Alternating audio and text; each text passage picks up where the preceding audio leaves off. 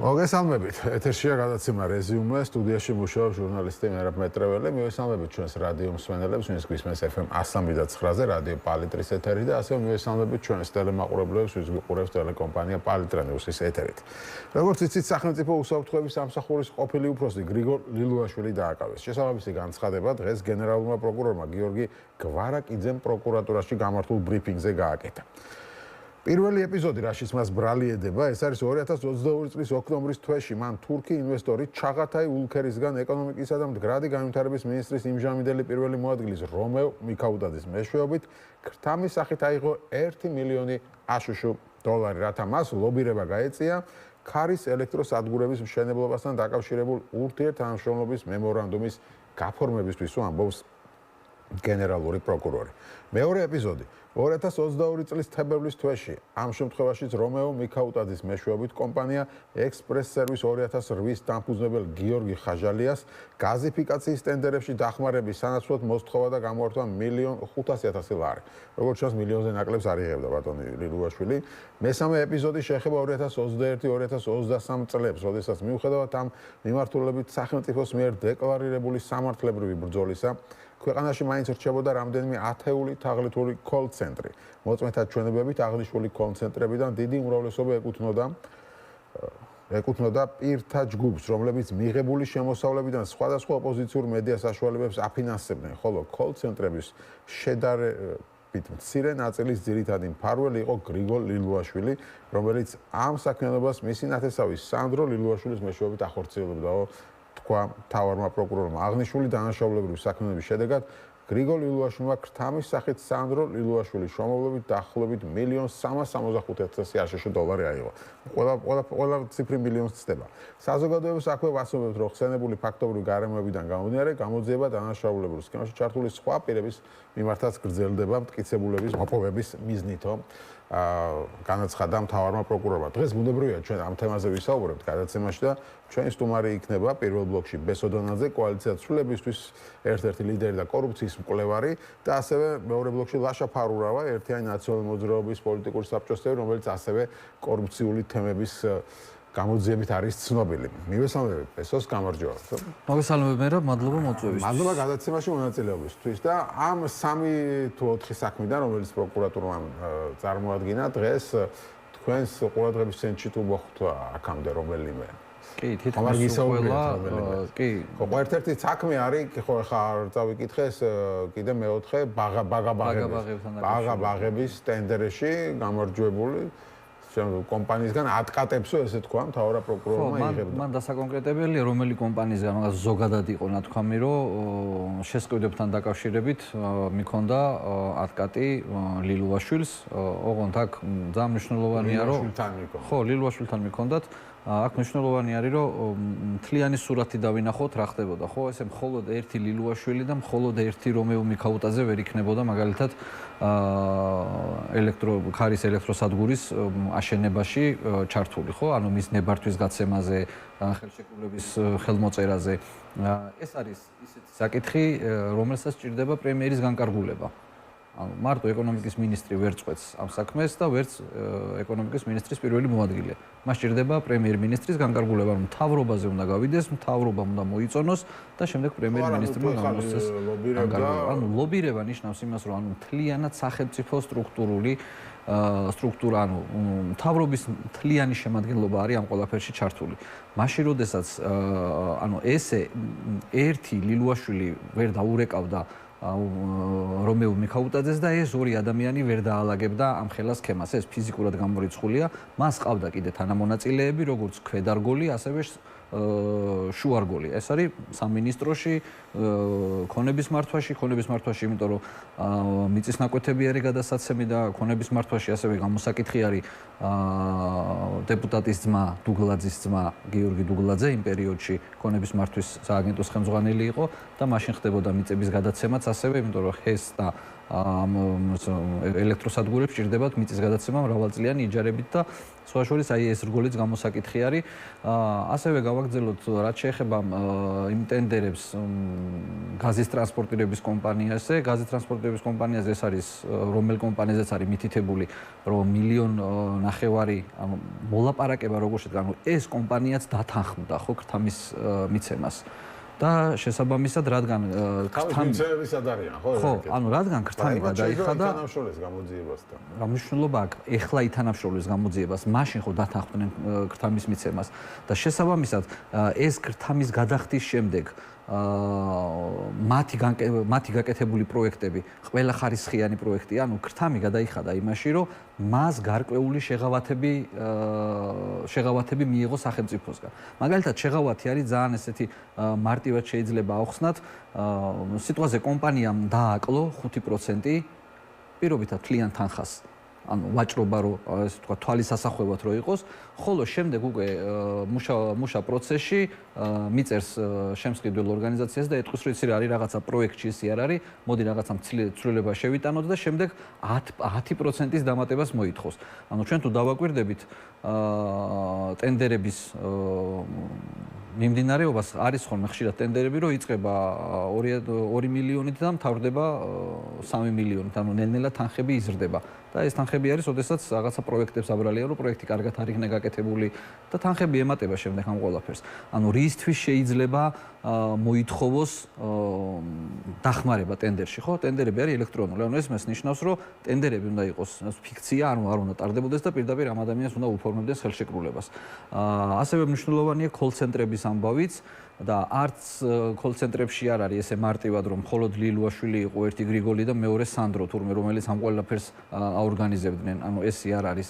აქ საკმაოდ ბევრი ადამიანი არის. უცნაური არის რომ უმეტესობა არ იყო ამათი. არა, ეგ ეხლა ხო, ეგ ეხლა როგორი სოუსი გააკეთეს, იცი? ტელევიზიებს აფინანსებდნენ. ქართული ოცნების მხარდამჭერს კორუფციაზე პრობლემა არ აქვს. ანუ იმიტომ იცის რომ ქართულ ოცნებაში თუ კი ვინმე არის თანამდებობაზე ყველა არის კორუფციაში ჩართული და თვითონაც მხარდამჭერი ქართულ ოცნების მხარდამჭერის თანამდებობაზე რო იყოს ისიც თulis რომ რაღაცა უნდა მოიპაროს. ერთადერთი რაზეც ქართული ოცნების ამომრჩეველი ასე ვთქვათ ბრაზდება არის ბიძინას თუ უღალატე და ოპოზიციასთან თუ რაღაცა კავშირი ქონდა. და შესაბამისად ეს განცხადება იყო დღეს რომ აი რაღაცა ესეთი სოუსივით გააკეთეს რომ აი ლილუაშვილი რაღაცნაირად დააკავშირეს ასე ვთქვათ ოპოზიციასთან თანამშრომლობაში და ქართული ოცნების ახ თუ გადახედავთ მე შემდეგ Facebook-ს ნახავთ რომ ქართული ოცნების ამორჩეველი იმაზე ბრაზდება რომ ოპოზიციურ ტელევიზიებს როგორ აფინანსებდა ანუ ვიღაცას ოპოზიციიდან აფინანსებდა ესეთი რაღაც ლეგენდა მოგონილი ოღონდ იმაზე რომ მილიონები მოგპარეს სახელმწიფო გაცარცეს ინფორმაციებს აძლევდა ანუ ოპოზიციასთან რაღაცა ფორმით თანამშრომლობის ლეგენდა უნდა მოიფიქრო და შესაბამისად ბრაზდებიან ანუ ღარიბაშვილის ეცხოს იყო ღალატზე ვინც უღალატა ქართულ ოცნებას ის კი არა რომ ფული მოიპარეს სახელმწიფო გაძარცვეს ის რაც გააკეთეს და ააშენეს ისიც უხარისხოა ბაგაბაღებში ბავშვებს ანუ საჭმლის ფული საჭმელი მოპარეს ხო ანუ ბაგაბაღების სააგენტო აცხადებს რამდენიმე მრავალმილიონიან ტენდერს ეს არის კვება ეს არის ავეჯი და ეს არის შენობა ანუ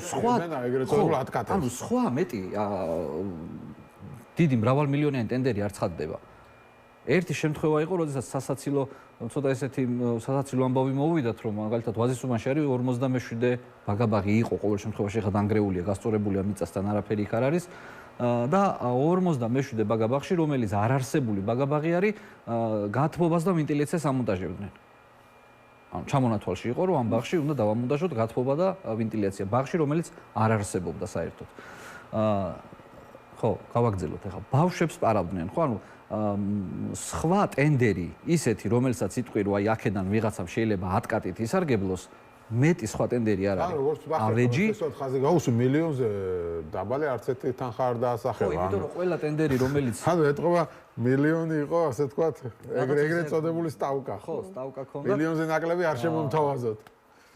ანუ მილიონზე ნაკლებად არ უნდა ელაპარაკო და შესაბამისად ის ტენდერები რომელიც ჩაწყობილი ტენდერები არის, რა თქმა უნდა არის მილიონზე მეტი ღირებულების, იმიტომ რომ ის კომპანიები, რომლებიც ის კომპანიები, რომლებიც რო ატკატის სახით წამოვიდა, ეხლა ტენდერი იქნებოდა რა, რამდენი ხო, მაგრამ ეს პროკურატურას არ უთქვამს, რომ ეს ერთჯერად, ანუ ერთხელ გადაიხადა, კომპანია 1.5 მილიონი დამიდასრულდა, ის ერთი კონკრეტული кейსი არის.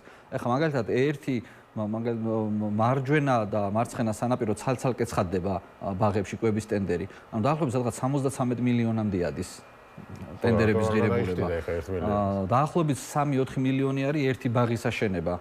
და ჩვენ ვიცით ბაღები როგორ შენდებოდა, აშენდება და შემდეგ რამოდენიმე თვეში ავარიული ხდება ეს ბაღები, შემდეგ იმ ბაღებიდან გადაყავთ ისე ბავშვები, გაერთიანებული ჯგუფები, თითო ჯგუფში 40-50 ბავშვი საშინელ პირობებში არიან, იმიტომ რომ ავარიული ბაღები გვაქვს, იმიტომ რომ ბაღების მშენებლობა დაიწყეს არ დაასრულეს, რაც ააშენეს ისიც უხარისხო არის და ის გვანცელაძე, რომელიც ბაღების სააგენტოს ხელმძღვანელი იყო, ანუ მასთან შეთანხმებით მიმდინარეობდა ყველაფერი.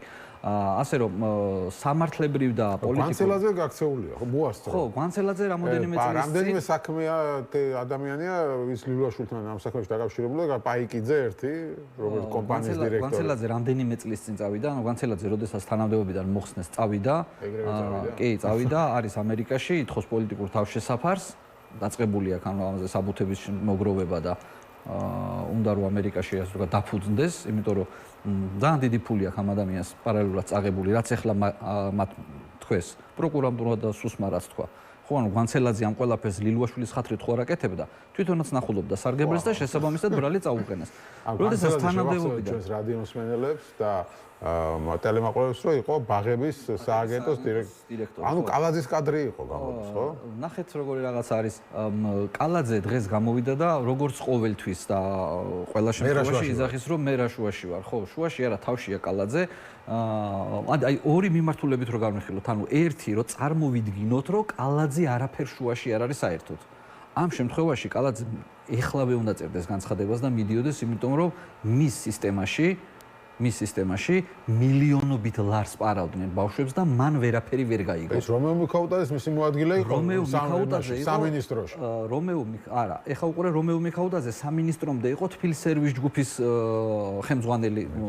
ხელმძღვანელი იყო. შესაბამისად, როგორ შეიძლება ეხლა წარმოვიდგინოთ ესეთი რამე, რომ რომეო მიქაუტაძემ ბიუჯეტიდან მოპარვა დაიწყო ეკონომიკის სამინისტროში და თბილისერვის ჯგუფში იყო. სამინისტროში არ იყო კალაძესთან, ენერგეტიკის სამინისტროში. არა, მანამდე ენერგეტიკის სამინისტრო კალაძესთან იყო ხო ენერგეტიკის სამინისტროში. მე იყო თბილისერვის ჯგუფში და მე წავიდა უკვე ეკონომიკის სამინისტროში. ეგეც იყო კალაძესთან, მაგას ვამბობ. კი, მოკლედ სამართლებრივ და პოლიტიკურ პასუხისმგებლობას ეს ადამიანები ვერ გაექცევიან და მით უმეტეს კალაძე იქნა გამომდინარე რომ ანუ უკვე სასაცილოა მისი პასუხები. ხმალაძეც ძალიან საეჭვოდ მოხსნეს.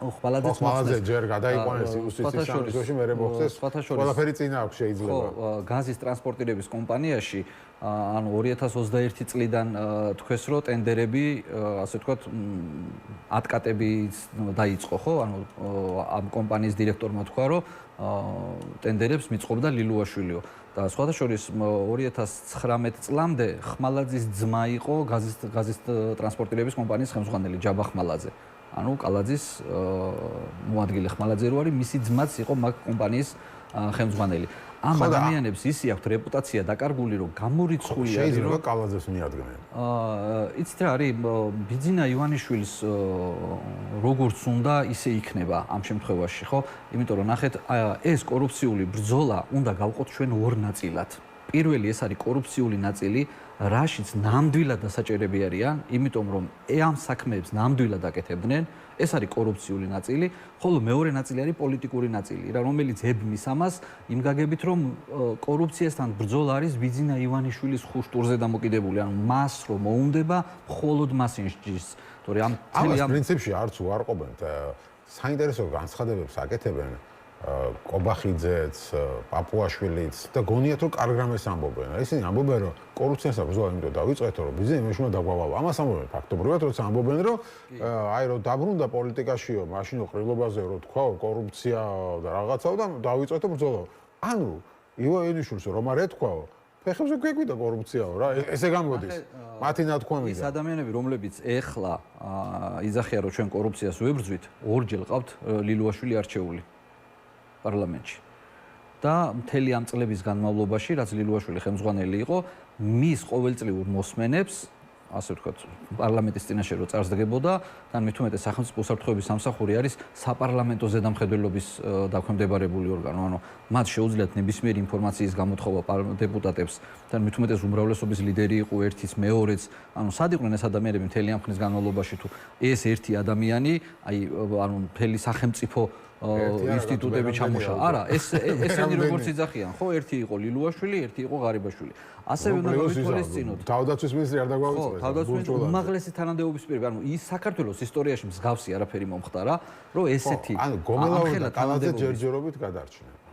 ხო, ეთყობა ჯერ არ ჭირდება ბიზნეს მან მისი დაჭერა, თორე რა მნიშვნელობა აქვს? კობახიძეს დაიჭერს, როცა უნდა და მდინარაძეს დაიჭერს. რაღაცა ფიქრობენ, რომ შეიძლება ეს პირიქით კობახიძემ და მდინარაძემ გაიჯეჯილეს, ასე ვთქვათ და ეგეთი რამე ფიზიკურად წარმოუდგენელი არ არსებობს, რომ ბიზნეს გარეშე მდინარაძემ ან კობახიძემ ნაბიჯი გადადგას. იმიტომ რომ ბიზნეს ნების გარეშე მათი თანამდებობაზე მისვლა შეუძლებელია. ანუ ბიზნესამ დანიშნა ეგენ თანამდებობაზე და ეხლა ლილუაშვილი დააკავეს ისე რომ ივანიშვილმა გაიგო ჩვენსავით ტელევიზორით, ანუ ეს შეიძლება წარმოვიდგინოთ, ეს ხო ფიზიკურად გამორიცხულია.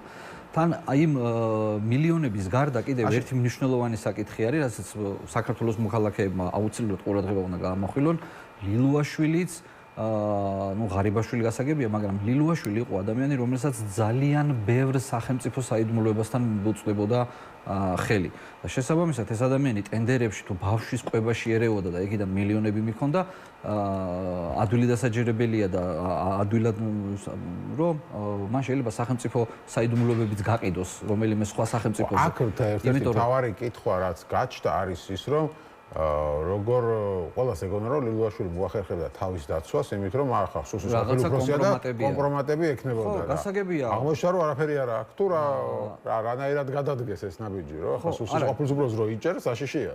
რო ალაპარაკდეს, რაღაცები კონდეს აღებული. მანამდე პრაქტიკაში ჩვენ გვაქვს ესეთი რამე, რომ დააკავეს სუსის უფროსის მოადგილე. გოგაშვილი თუ გახსოვთ. და მაშინაც იყო რომ გოგაშვილი კომპრომატები. სოსო ბევრი ლაპარაკა მედიასთან. სხვათა შორის თუ გახსოვს კრებსები რო გამოქვეყნდა, როგორ თუ უსმენდნენ. უსმენდნენ სამღვდელოებას, ხო? შეიძლება ეს იყო გოგაშვილის გამოტანა. არავინ არ იცის, მაგრამ რაღაცები მაინც მოყვა ამ ამბავს. გასაგებია, მაგრამ ლილუაშვილი ეხლა ყველაზე არასაშიში არის, როდესაც ციხეში ყავთ. ხო, მაგრამ იქიდან რა ვერ მისცემს? რას მისცემს? განცხადებას ვერ. რა რის განცხადებას გააკეთებს? რა 1000 რამ შეიძლება. ახლა ლილუაშვილი დაიჭირა ივანიშვილმა. ლილუაშვილი დაიჭირა ივანიშვილმა და მას იმის საშუალებას მისცემს, რომ ციხიდან რაღაცები გაავრცელოს. თავისუფლებაზე.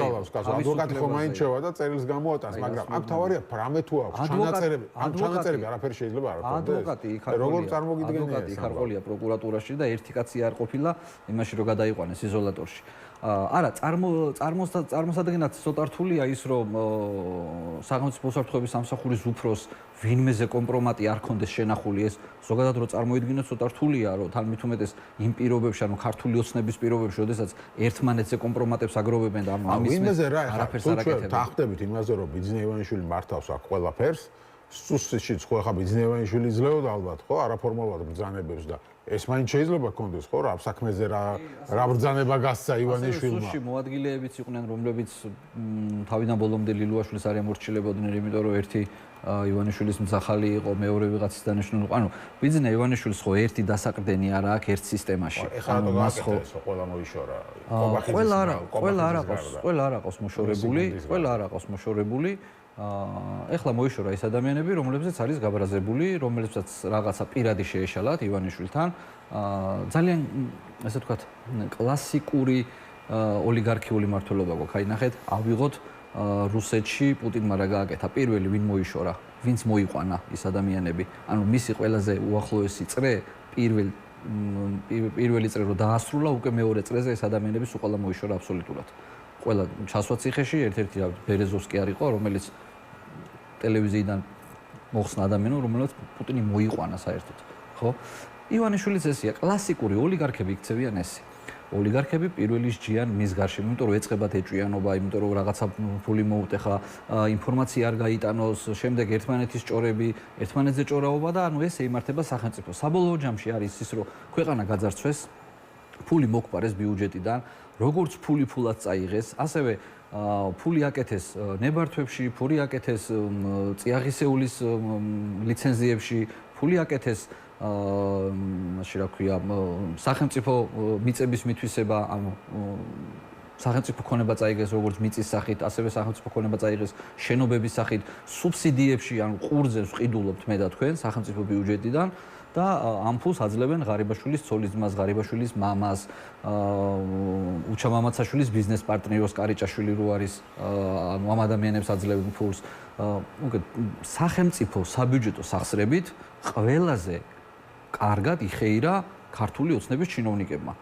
ანუ ის ფული, რომელიც უნდა მოხმარებოდა საქართველოს მოქალაქეებს, მოხმარდა ქართული ოცნების ჩინოვნიკების გამდიდრებას, მათი შვილების სწავლას, მათი შვილების კარგად ცხოვრებას.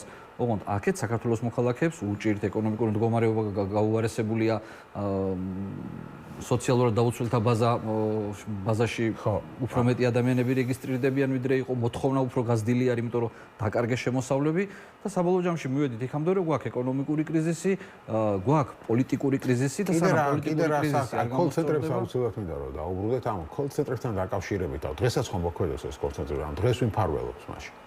ნახეთ, ეს ხო არის განაწილებული, აი კიდევ ერთხელ გავიმეორებ, ბიძინა ივანიშვილი არ არის, რომელსაც ერთი კონკრეტული ადამიანი ყავს რაღაცებზე მიმაგრებული. ეს არის დიდი ქსელი. ამ ქსელის ერთ-ერთი იყო ლილუაშვილი, რომელსაც ტექნიკურად ებარა ამ ყველაფრის ასე ვთქვათ, დაკრიშვა. ანუ მას უნდა ეკონტროლებინა, რომ ვინმე არ გასულიყო კონტროლს იქით.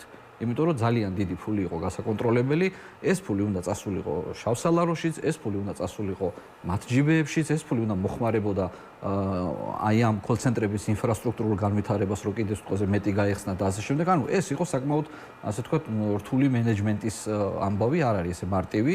თან ეს ყველაფერი უნდა ფარულად გააკეთო. ასე რომ რაღაცა ლილუაშვილი მხოლოდ ესე ტელეფონით გამარჯობა შენ გახსენი კოლცენტრი და კარგი მეწავედი ხა კოლცენტრს გავხსნი, ესე არ არის, ხო? საკმაოდ ბევრი ადამიანი ამ ყველაფერში ჩართული, დიდი ინფრასტრუქტურა არის და ასე რომ ამ ყველაფერს ერთი ლილუაშვილი არა, რამოდენიმე ადამიანი აკონტროლებდა, უბრალოდ ლილუაშვილი იყო ეს ადამიანი, რომელიც ფაქტობრივად ფარველობდა ამ ყველაფერს, ანუ მის გარეშე რაღაცეები არ წყდებოდა, ანუ ტექნიკური შემსრულებელი იყო და ეხლა პროკურატურის განცხადებით ირკვევა, რომ ანუ იმ კოლცენტრებს, რომელიც იცოდა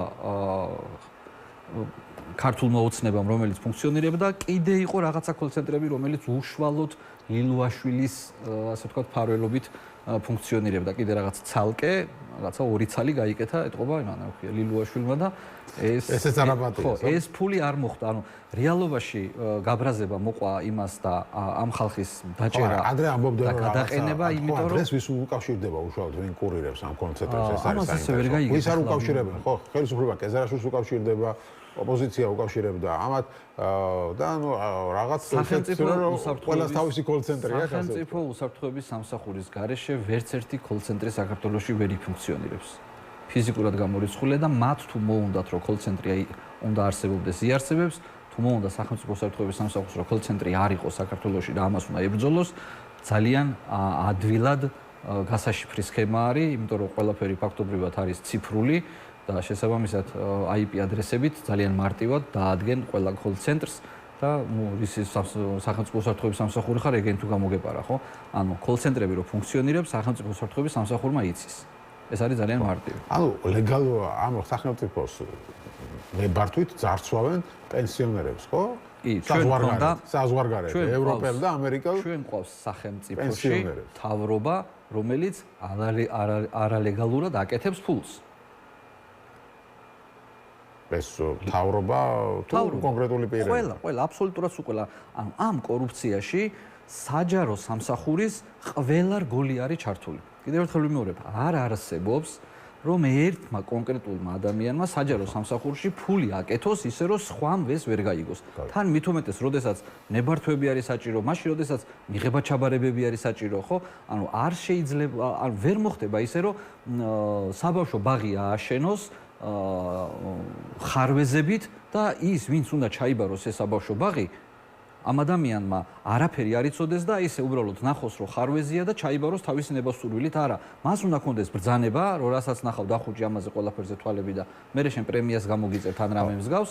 ანუ ეს ინტერესოა, ისი 13 წელი გამოდის, რომ 13 წელი გამოდის, რომ კორუფციაში იხჩობოდა ეს ხელისუფლება. კი, რა თქმა უნდა, მაგრამ ამას ახსოვს მარტო ბოლო პერიოდზე არის. აქ ეს გამოძიები ბოლო პერიოდზეა მარტო და მანამდე რა ხდებოდა ხო არ არის. ჩვენ ხო ახსოვს რომ პრემიერ-მინისტრი ღარიბაშვილი პირველად იმონიშვილა სწორედ კორუფციის გამო მოხსნა. ხო, მაშინ არ დაიჭირა. თვითონ გამოვიდა რომ აი ნათესავებიო რაღაცას ბოლომდე კორუმპირებულად არა თქვა რომ აი ნათესავების დასაქმებაზე გადაიტანა. ხო, ეს რაღაცა ჯანყარაშვილი რაღაცეები. იმას ჯერ არ შეხებიან, შეიძლება იქამდე ჩავიდნენ. ის ადამიანები, ეს ჯანყარაშვილები და მსგავსი აი მაგალითად ის ყოფილი შინაგან საქმეთა მინისტრი რა გვარია ის რამოდენიმე თვით რო იყო კაცო. უცებ მინისტრი რო წავიდა და რო აღზევდა მე ჭიკაიძე. ხო, აი უცებ რო დიდი ქონება აღმოაჩნდა. აი უცბეთ, ანუ ხო, მაგამდე არ ჩასულან ჯერ 2014-15-16 წლებში რა ხდებოდა, იქამდე არ ჩასულა.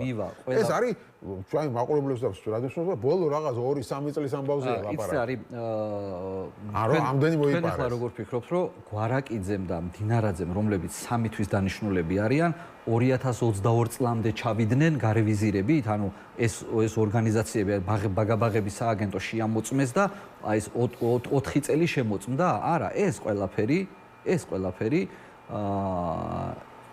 იდო ეს საქმეები ამ ყველაფერზე არსებობდა ეჭვი, რომ ეს ადამიანები ფულს აკეთებდნენ, იმიტომ რომ ეს ფულის კეთება ხო დაშვებული იყო მათთვის.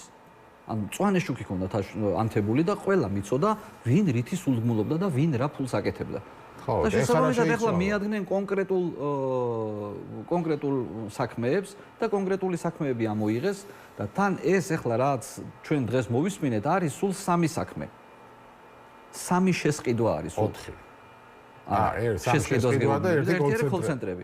ანუ 4 შესყიდვა არის სულ, ანუ 4 შესყიდვაზე გელაპარაკებიან, მაშინ როდესაც 13 წლის განმავლობაში 63 მილიარდი ლარის შესყიდვა განახორციელა სახელმწიფო საბიუჯეტო ორგანიზაციამ. ანუ აი რა ფულთან ქონდა ამ ადამიანებს? ჯერ რიგში დგას ალბათ მის მინისტრი, ინფრასტრუქტურის მინისტრი ქარსელაძე.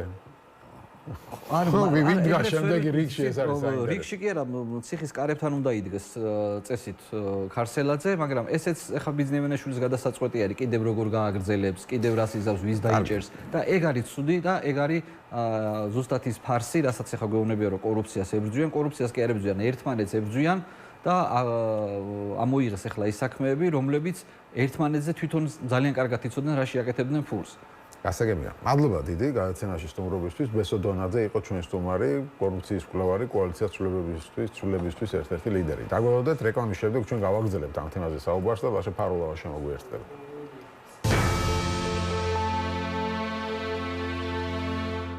ის დაკავებაზე პროკურატურამ დააკარგა სუსის ყოფილი უფროსი გრიგორ ლილუაშვილი 4 ეპიზოდზე წაუყენეს საქმე ძირითადად ეხება ქრთამის აღებებს და ატკატებს, ტენდერებს და კოლ-ცენტრებს. ასევე პირველ ნაწილში ვისაუბრეთ ბესო დონაძესთან ერთად დეტალურად ამ თემაზე და გავაგრძელებთ უკვე ლაშა ფარულავასთან საუბარს, ერთიანი ნაციონალური მოძრაობის წევრი და ასევე კორუფციის მკვლევარი.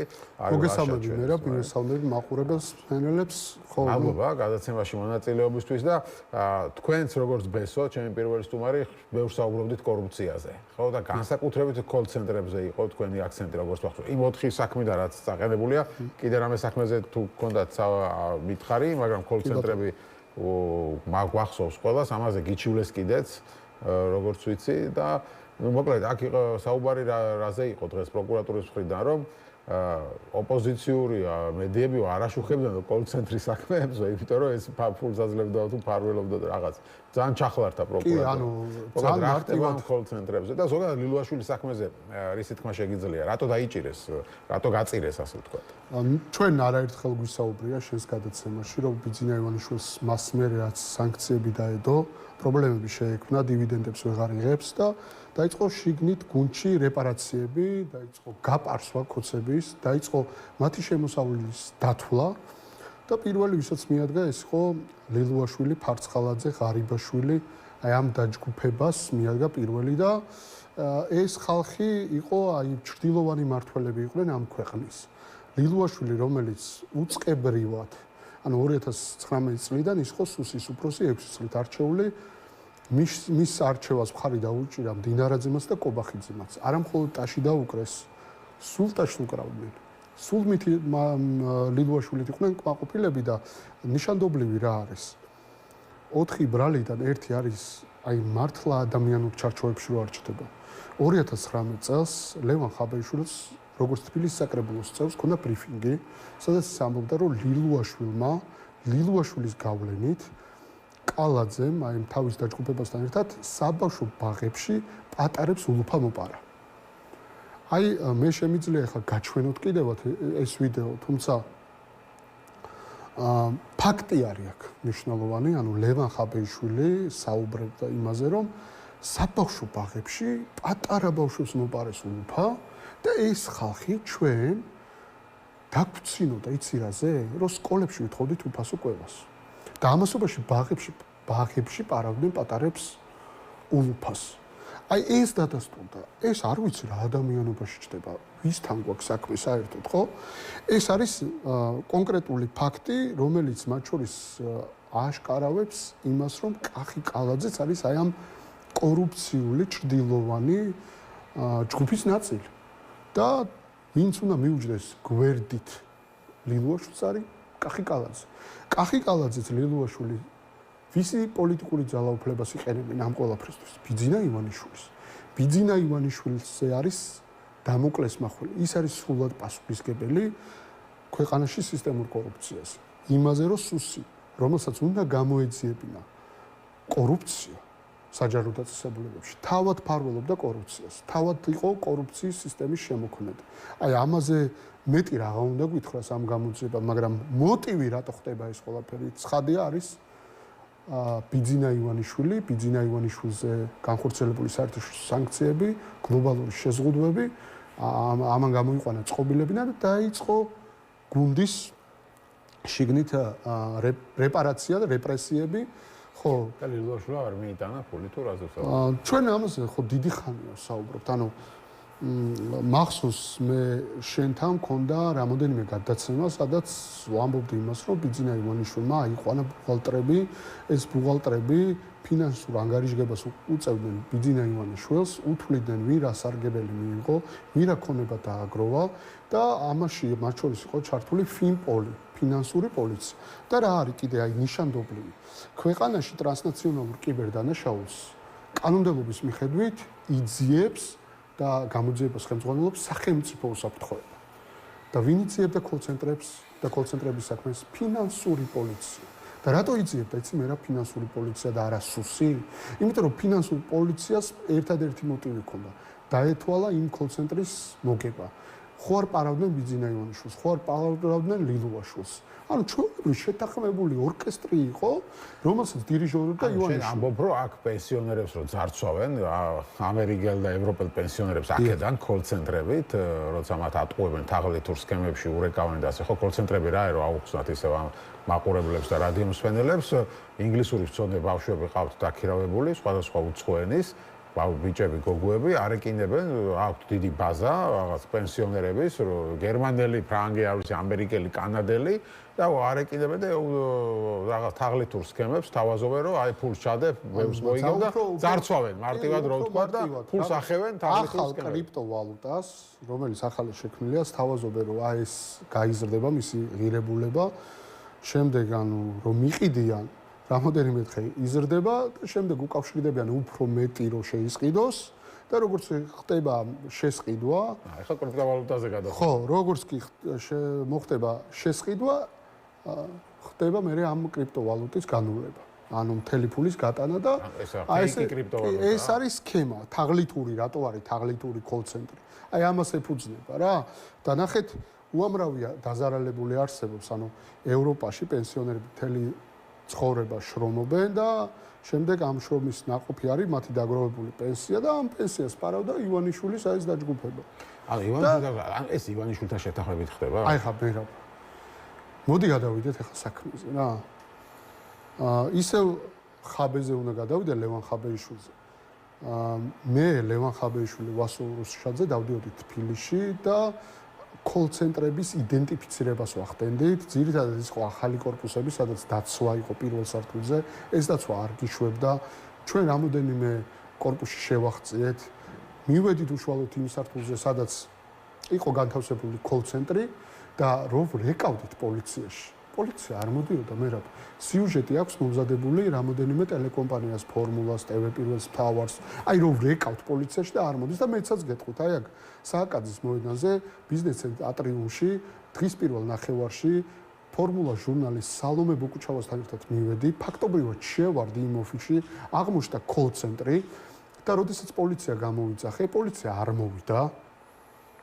და რომ მოვიდა პოლიციის ერთი დანაყოფი პატრული გოდიში, იცი რა მითხრა ეს დროს დატოვე აქაურობამ. და ვისთანაც მომივიდა შელაპარაკება კოლ-ცენტრის თანამშრომელთან,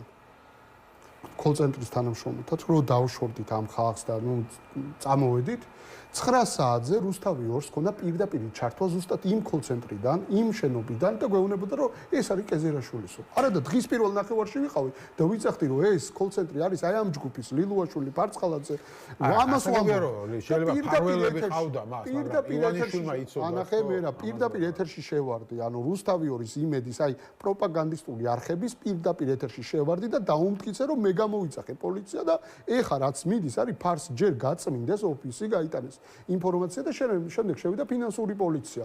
რომ აი გამოძიება დავიწყეთო იმ და ყველაზე რა ვიცი, ან პარადოქსი რა და ღამე ერთ-ერთ კაფეში ხვდება ის ადამიანი, რომელსაც მე ვესაუბრებოდი იმ კოლ-ცენტრში. ანუ ვინც უნდა გამოეკითხათ საღამოს იყო ღვინის ქარხანაში, აი აქ კაფეში. აი შევხვდი და რომ დამინახა გაიქცა. ანუ ამაზე მეტი ნათელი მაგალითი რა უნდა, ანუ პოლიცია, სუსი, პოლიცია შეიძლება ფარმელობდა, იმიტომ რომ ლილუაშვილის ინტერესები თუ იყო და მაგალითად, მაგრამ ივანიშვილმა რამდენად იცოდა მე. ჩვენ ნახე მე რა რას ვიძახდით, რომ ბიძინა ივანიშვილს ჰქონდა ეს ჭრდილოვანი სქემა. ანუ მისი დამაგებული ბიძინა ივანიშვილზე ლაპარაკობდით. წლები ვლაპარაკობდით. ლევან ხაბეიშვილს ლილუაშვილმა უჩივლა, უჩა მამაცაშვილმა მე და ვასო ურუშაძეს. რაზე გვიჩივლა? კოლ-ცენტრებზე. რას გვიმტკიცებდნენ, რომ კოლ-ცენტრებიო არ არსებობსო.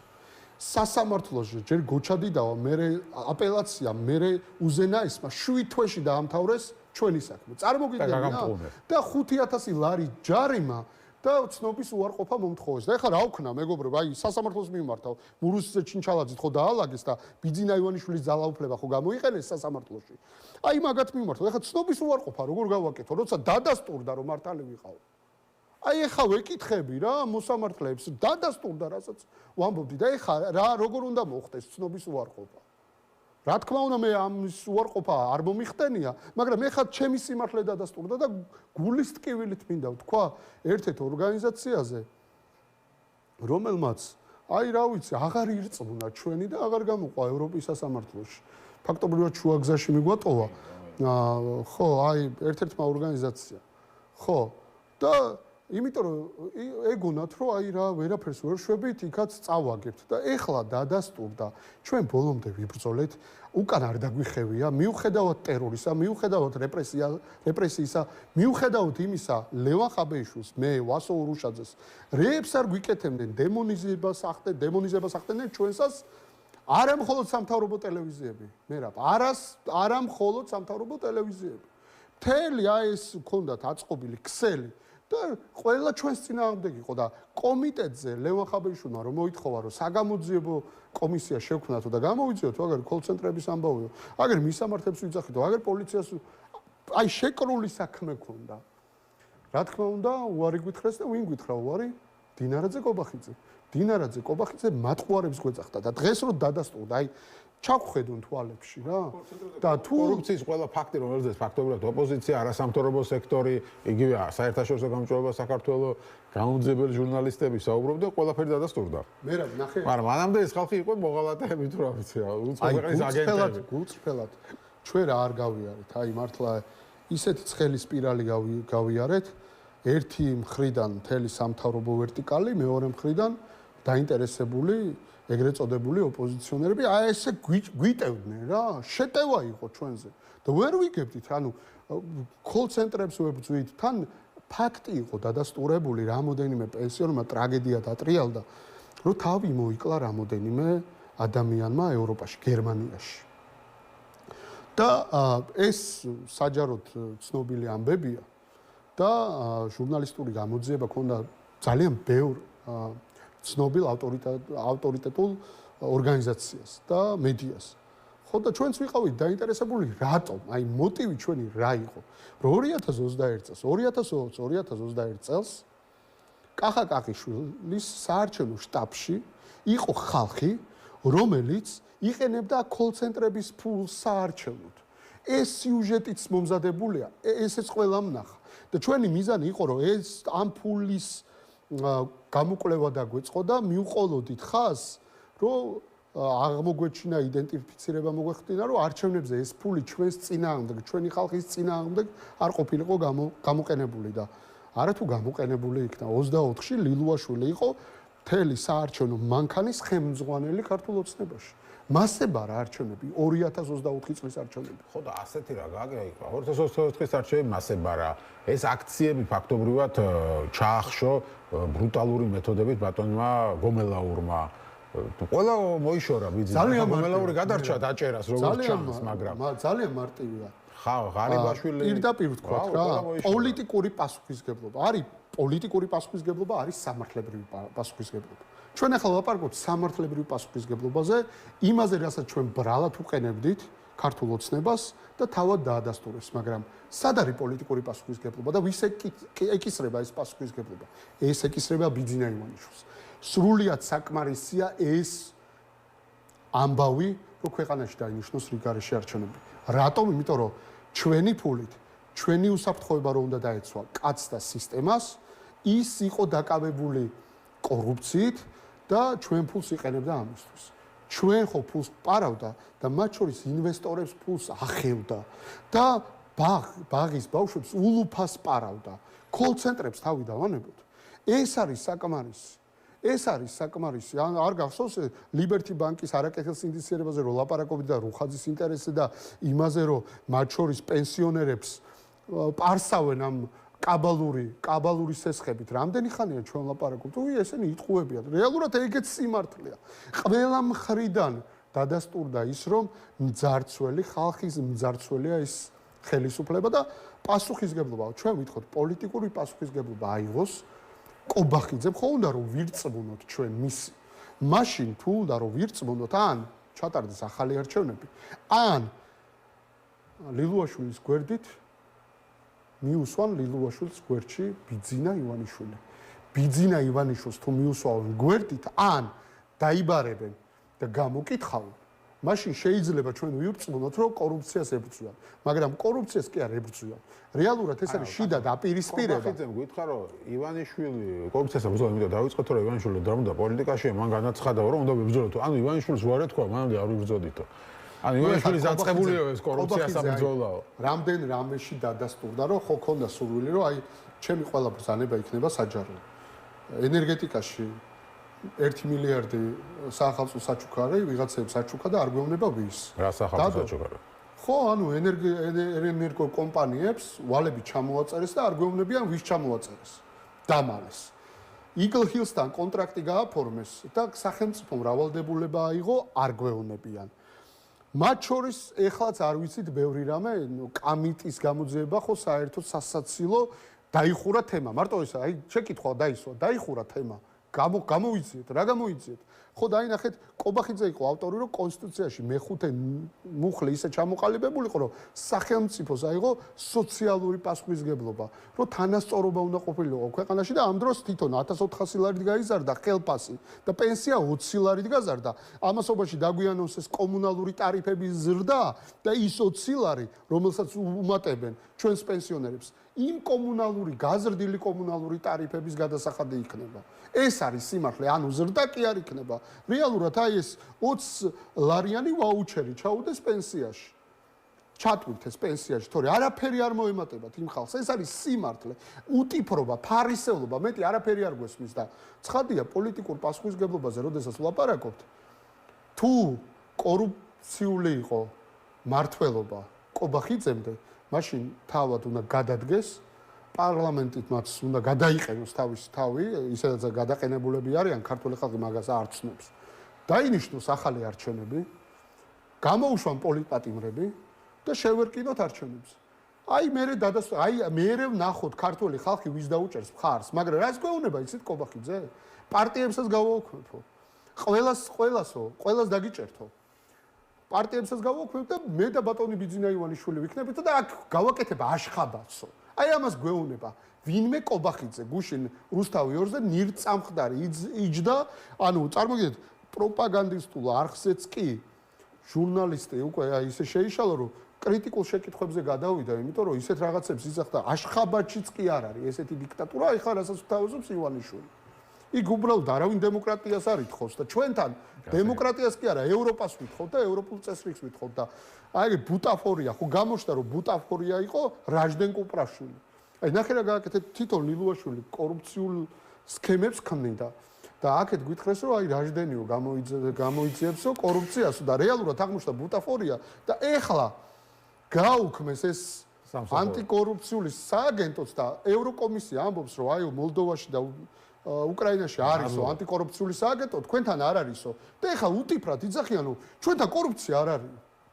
მადლობა დიდი გადაცემაში მონაწილეობისთვის. ლაშა ფარულავა იყო ჩვენი სტუმარი, ერთიანი ნაციონალური მოძრაობის წევრი. ასეთი იყო ჩვენი გადაცემა რეზიუმე. მე გევშտობებით 1 საათით 9 ნახევარზე გადაცემით პოლიტიკური სივრცე დაგიბრუნდებით და ბუნებრივია ამ კორუფციულ სქემებზე საუბარს გავაგრძელებთ იმ გადაცემაშიც.